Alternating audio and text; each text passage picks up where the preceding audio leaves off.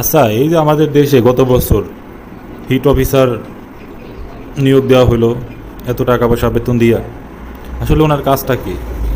ওনার থেকে আমরা কি কি শিক্ষা গ্রহণ করতে পারি বা পারতেছি?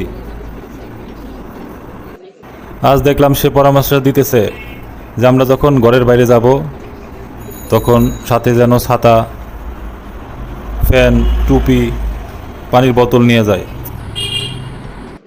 এগুলো কি আগে থেকে আমরা জানতাম না?